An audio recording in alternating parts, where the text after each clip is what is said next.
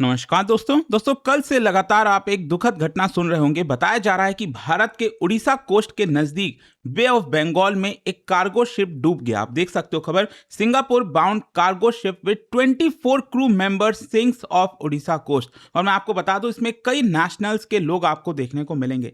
तो इस पर्सपेक्टिव से ये काफी इंपॉर्टेंट हो जाता है, स्पेशली भारत की जो रिस्पॉन्सिबिलिटी है सर्च एंड रेस्क्यू में। तो वो सारी चीजें ओवरऑल मैं आपको बताऊंगा कि आखिरकार यहाँ पर हुआ क्या, टाइमलाइन हम देखेंगे और भारत के पर्सपेक्टिव से क्यों इतना इंपॉर्टेंट है। चलिए शुरुआत करते हैं, लेकिन उससे पहले आप सबको बता दूं, स्टडी आईक्यू पर हमारा नया जीएस फाउंडेशन बैच 27 अगस्त से स्टार्ट हो रहा है। मतलब 2027 या फिर 2028 किसी भी साल की अगर आप यूपीएससी की प्रिपरेशन कर रहे हैं, इन बैचेस को अवेल कर सकते हैं। मेंटरशिप से लेकर टेस्ट सीरीज सब कुछ आपको इसके अंदर मिलता है। कोई भी अगर आपको डाउट है बैच को लेकर तो ये फोन नंबर दिया है, इस पर कॉल करिए, मेरी टीम आपको गाइड कर देगी। बाकी लिंक कमेंट सेक्शन में दिया हुआ है, वहां पर डायरेक्टली जाकर परचेज कर सकते हैं by using this code Ankit live, maximum discount के लिए।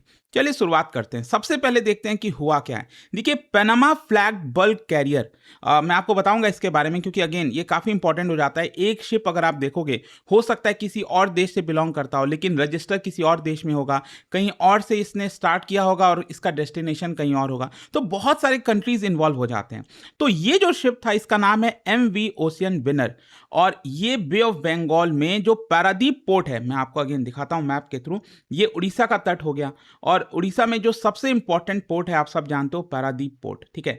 वहां से ये बेसिकली सिंगापुर की तरफ जा रहा था, और यहां पर जब पारादीप पोर्ट से निकला और 240 नॉटिकल माइल्स तक पहुंचने के बाद बताया जा रहा है कि ये डूब गया। और इंपॉर्टेंट बात यह है कि इसमें 24 क्रू मेंबर्स थे जिनकी जान को बड़ा खतरा है।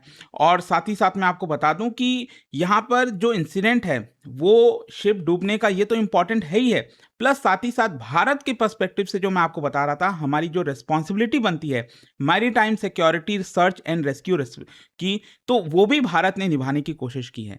अच्छा, यहां पर अगर हम देखें तो ये जो शिप था वो एक्चुअली अगर आप देखोगे तो 22 अगस्त को सुबह 11:48 पर जो हमारे इंडियन कोस्ट गार्ड है उनको पता चलता है कि ये जो शिप था उसका कम्युनिकेशन लॉस हो चुका है। और तुरंत यहाँ पर जो कंपनी थी, मतलब ये जो शिप जिस कंपनी से बिलोंग करती थी, उन्होंने भारत को रिक्वेस्ट किया कि आप प्लीज़ यहाँ पर हमारी मदद करिए। और इसी को देखते हुए कोस्ट गार्ड ने कोऑर्डिनेटेड रिस्पांस लॉन्च किया था। अच्छा, यहाँ पर जो मैं आपको बोल रहा था ना कि बहुत सारे देशों के मेंबर्स इसके अंदर हैं। चाइनीज़ 20 चाइनीज़ क्रू मेंबर्स इसके अंदर थे, 3 म्यांमार के थे, एक बांग्लादेश का था। तो टोटल 24 मेंबर्स थे, जिसमें से अभी तक जब मैं वीडियो बना रहा हूँ तो 2 लोगों को बचाया जा चुका है थ्रू लाइफ राफ्ट। देखो, लाइफ राफ्ट क्या होता है, जो बड़ी बड़ी शिप्स होती हैं तो उसमें ये छोटे छोटे एक रेस्क्यू करने के लिए, मतलब यहाँ पर जैसे अचानक से शिप डूबने लगा तो ये लाइफ राफ्ट इमरजेंसी के लिए रखा जाता है, ताकि आप उसको पानी में उतार सको और वहाँ पर बैठ सको। छोटे होते हैं, बहुत छोटे होते हैं, और इसमें 1-2 लोग ही अट पाते हैं। तो इसी के तहत यहाँ पर बताया जा रहा है कि कम से कम 2 लोगों को यहाँ पर बचाया गया, लेकिन अनफॉर्चुनेटली 22 लोग अभी तक मिसिंग हैं। तो बड़ा ही मुश्किल है। होपफुली जितना ज़्यादा लोगों को बचाया जा सके उतना बेटर होगा। और क्योंकि यहाँ पर जो नेशनैलिटीज़ मैंने आपको बताया, इतने सारे अलग अलग देशों के लोग इन्वॉल्व हैं, तो ये इंटरनेशनल इंसिडेंट हो जाता है। अच्छा, यहाँ पर मैं आपको टाइमलाइन भी बता देता हूँ। बेसिकली ये जो शिप है 20 अगस्त को पारादीप पोर्ट से रात को 10:30 बजे निकला था। इसके अंदर आयरन ओर भरकर ले जाया जा रहा था सिंगापुर की तरफ। फिर उसके 1-2 दिन के बाद, लगभग आप देख सकते हैं 22 अगस्त की सुबह 11:48 पर यहाँ पर जो भारत की maritime search rescue coordination centre है, उनको इन्फॉर्मेशन मिलता है कि ये जो शिप है उसका कम्युनिकेशन लॉस्ट हो रहा है। और यहाँ पर आप देख सकते हो, इसी को देखते हुए तुरंत भारत ने जो सर्च एंड रेस्क्यू मशीनरी है उसको ट्रिगर कर दिया।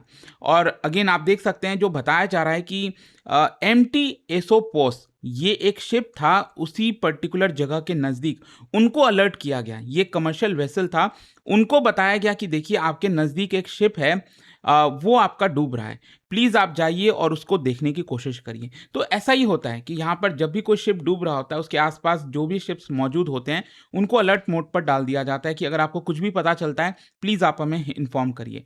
और आप देख सकते हैं 8 बजे शाम को, मतलब 22 अगस्त की ही रात 8 बजे कल, यहाँ पर 2 जो सर्वाइवर्स हैं उनके बारे में पता चलता है। फिर उसके बाद इंडियन कोस्ट गार्ड ने भी वराद और अनमोल, इन 2 वेसल्स को डिप्लॉय कर दिया। फिर उसके बाद विजित, एक और यहाँ पर जो शिप था इंडियन कोस्ट गार्ड का, उसको श्री विजयपुरम से रवाना किया गया तुरंत, और भी कई सारे जो वेसल्स ऑपरेट कर रहे थे उस रीजन में उनको अलर्ट किया गया। क्योंकि बहुत सारे, सोचो ना, इतने सारे लोगों की ज़िंदगी इन्वॉल्व है इसमें। अच्छा, यहाँ पर सवाल ये है कि जो इंडियन कोस्ट गार्ड है वो इसमें क्यों इन्वॉल्व है? क्योंकि सवाल आ सकता है कि ये फॉरेन शिप है। देखो, सिंपल सी बात है कि भारत ने अपनी एक पॉलिसी बना रखी है regarding search and rescue framework को लेकर, और क्योंकि ये भारत के मैरीटाइम रीजन में आता है तो हमारी रिस्पॉन्सिबिलिटी बन जाती है। और देखो, अल्टीमेटली बात इंसानों की है, तो जो हमारा फंडामेंटल प्रिंसिपल है, saving human life at sea takes priority over nationality और फ्लैग। भले ही किसी भी नेशनल के लोग हों, कोई भी फ्लैग हो, ये हमारी रिस्पॉन्सिबिलिटी भी बनती है कि हम जितना ज़्यादा कोशिश कर सकें उन लोगों को बचाने की, हम बचाएंगे। अच्छा, पनामा फ्लैग का मतलब क्या होता है, इसको समझने की कोशिश करिए। देखो, पनामा फ्लैग का मतलब ये नहीं है कि जो शिप है वो पनामा का होगा। बेसिकली इसको पनामा में रजिस्टर किया होगा, एंड दैट इज वाई उस पर पनामा का झंडा लगा हुआ था। एंड यहाँ पर हम देखें तो इसी की वजह से इसको कहा जाता है फ्लैग्ड स्टेट सिस्टम। इसमें 3 कॉन्सेप्ट होते हैं। ओनर हो सकता है किसी और देश से हो, फ्रांस से हो, अमेरिका से हो, किसी भी देश का ओनर हो सकता है जिसका वो शिप होगा।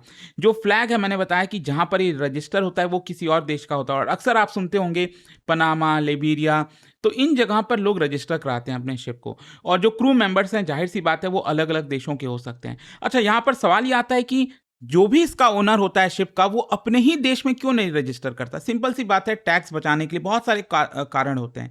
रेगुलेटरी कॉस्ट होता है, रजिस्ट्रेशन रिक्वायरमेंट्स होते हैं। तो यहाँ पर फ्लैग ऑफ कन्वीनियंस कहा जाता है कि आप किसी भी और दूसरे देश में रजिस्टर करा सकते हैं जहाँ पर आपको कन्वीनियंस लगता है, जहाँ पर आपको फायदा होता है। और इसीलिए दुनिया भर में ज़्यादातर शिप आप देखोगे पनामा और लिबेरिया, वहां पर रजिस्टर्ड होते हैं। And Panama is one of the world's major maritime registries. इसी की वजह से पनामा फ्लैग जो है, इसका मतलब ये नहीं है कि ये पनामा के द्वारा ओन किया जाता है। ये डिफरेंस आई होप आप समझ गए होंगे। अच्छा, ये जो शिप है वो उड़ीसा से सिंगापुर क्यों जा रहा था? क्योंकि उड़ीसा पोर्ट में, मैंने आपको बताया, जो पारादीप पोर्ट है वो अपने आप में one of the most important mineral producing state है। अगर आप देखो उड़ीसा, चाहे वो आयरन होर है, कोल हो गया, बॉक्साइट हो गया, वहां से लोडिंग करके अलग अलग देशों में भेजा जाता है, एंड उन सबको हैंडल करने की जिम्मेदारी पारादीप पोर्ट की होती है। अच्छा, यहां पर एक और चीज समझिए, जो मैंने आपको बताया ना, पारादीप पोर्ट से 240 नॉटिकल माइल्स ये हुआ है। ये कोई छोटा मोटा डिस्टेंस नहीं है। इमेजिन करो, अगर पारादीप पोर्ट से 5 नॉटिकल माइल्स की दूरी पर अगर ये हुआ होता तो कंपैरेटिवली आसान होता, हम ज्यादा लोगों को सेव कर पाते। लेकिन 440 445 मतलब किलोमीटर, अगर आप नॉटिकल माइल्स को किलोमीटर में कन्वर्ट करोगे तो 450 किलोमीटर दूर है। अब इतने डिस्टेंस पे आप समझो ना, अगर हम अपने लैंड से हेलीकॉप्टर को भेजते हैं तो कितना एक लिमिटेशन होता है कि कितने दूर वो जा सकता है। जो शिप है उसको भी पहुंचने में टाइम लगेगा, वेदर कंडीशन वहां तक पहुंचने में डिटोरिएट हो सकता है, वेव्स जो हैं it can separate survivors from life raft, तो विजिबिलिटी पुअर हो जाती है, बहुत सारे प्रॉब्लम होते हैं। तो इतने डिस्टेंस पर रेस्क्यू करना ये कोई खिलवाड़ की बात नहीं है। एंड इसीलिए आप देखोगे तो यहाँ पर एक और प्रॉब्लम आती है कि देखो, इतना बड़ा समुद्र है, उसमें छोटा सा लाइफ राफ्ट, अब उस पर कोई पर्सन होगा, उसको देखना, आइडेंटिफाई करना, इट्स एक्सट्रीमली डिफिकल्ट। तो आप समझिए 24 लोग जो डूबे थे उसमें से 2 लोगों को कम से कम बचाया गया है, बाकियों की भी कोशिश हो रही है कि बचाया जा सके। अच्छा, यहाँ पर ध्यान रखिएगा, इंडियन कोस्ट गार्ड और इंडियन नेवी, क्या दोनों इन्वॉल्व है? देखो क्या होता है ना, इंडियन कोस्ट गार्ड का इंपॉर्टेंट रोल क्या है? Maritime law enforcement, coastal security, search and rescue, तो ये इंपॉर्टेंट जिम्मेदारी होती है इंडियन कोस्ट गार्ड की। लेकिन इंडियन नेवी क्या कर सकती है? उसको और ज़्यादा इम्पैक्ट दे सकती है, क्योंकि इंडियन नेवी तो अल्टीमेटली वॉर फाइटिंग फोर्स है, मैरीटाइम मिलिट्री फोर्स है, लेकिन अल्टीमेटली सर्च एंड रेस्क्यू के समय, क्योंकि हमारे पास बड़े बड़े जहाज हैं, रडार सिस्टम है, तो इंडियन नेवी इसमें काफ़ी ज़्यादा मदद कर सकती है। दैट इज़ वाई दोनों इसके अंदर इन्वॉल्व हैं। अच्छा, सवाल ये आता है कि क्या ये इंडियन टेरिटोरियल वाटर में था? देखो, टेक्निकलिटी पर अगर आप जाओगे तो नहीं, क्योंकि आप सब जानते हो कि जो टेरिटोरियल वाटर होता है वो हमारे कोस्ट से 12 नॉटिकल माइल्स तक होता है, और एक्सक्लूसिव इकोनॉमिक जोन आप कह सकते हैं ये 200 नॉटिकल माइल्स तक होता है। लेकिन ये वाला जो शिप डूबा है ये तो उससे भी ज्यादा दूर है, 240 नॉटिकल माइल्स। तो आई होप आप समझ रहे हो कि भले ही ये हमारे रीच से दूर था, लेकिन उसके बावजूद भी भारत ने यहाँ पर कोशिश की है ताकि ज़्यादा से ज़्यादा लोगों को बचाया जा सके। अब सवाल ये आता है कि ये किस वजह से हुआ होगा? देखो, अभी तक कोई भी कंफर्म रिपोर्ट नहीं है, ना सरकार ने या किसी ने बताया नहीं है कि क्या कारण रहा है। बहुत सी चीज़ें हो सकती हैं, जैसे वेदर अचानक से खराब हो गया होगा, स्ट्रक्चरल फेलियर हुआ होगा, फ्लडिंग हो गया, cargo ship, stability problem, collision, अभी कुछ पता ही नहीं है एक्चुअली कि हुआ क्या यहाँ पर, क्यों ये डूबा है। क्या मानसून ने कुछ रोल प्ले किया होगा? मे भी शायद बे ऑफ बंगाल में अचानक से वेदर खराब हो गया होगा मानसून की वजह से, अचानक से बहुत ज़्यादा तेज़ हवा चली होगी, हाई वेव्स होंगे। तो अगेन हम स्पेकुलेशन लगा सकते हैं कि इन वजह से हुआ होगा, लेकिन लेट्स वेट क्या होता है यहाँ पर। बट आई होप कि ये जो खबर आ रही थी कल से, इसके बारे में आप अच्छे से समझ गए होंगे। और जाने से पहले एक इंटरेस्टिंग क्वेश्चन आप सभी के लिए, क्या बता सकते हो इनमें से कौन सी नदी ऐसी है जो बे ऑफ बंगाल में जाकर ड्रेन नहीं होती है? इसका राइट आंसर आप सब जानते हैं, मेरे इंस्टाग्राम पर तो मिलेगा ही, वहां पर अगर आप नहीं हो कोई बात नहीं, टेलीग्राम से ले सकते हैं इसका सही उत्तर। और दोस्तों, जैसा मैंने आपको बताया, अगर आप यूपीएससी की तैयारी कर रहे हैं, हमारा जीएस फाउंडेशन बैच जरूर इसको अवेल करिए। इसके अंदर प्रीलिम से लेकर इंटरव्यू तक पूरी तैयारी हम कराते हैं, मेंटरशिप, टेस्ट सीरीज, सब कुछ आपको मिलेगा। लिंक कमेंट सेक्शन में दिया हुआ है, वहां पर जाकर परचेज कर सकते हैं by using this code Ankit live. और ये फोन नंबर है, कोई भी अभी भी आपको डाउट है, प्रॉब्लम है, तो इस पे कॉल करिए, मेरी टीम आपको गाइड कर देगी। स्टडी IQ IAS, आपका सिलेक्शन हमारा मिशन।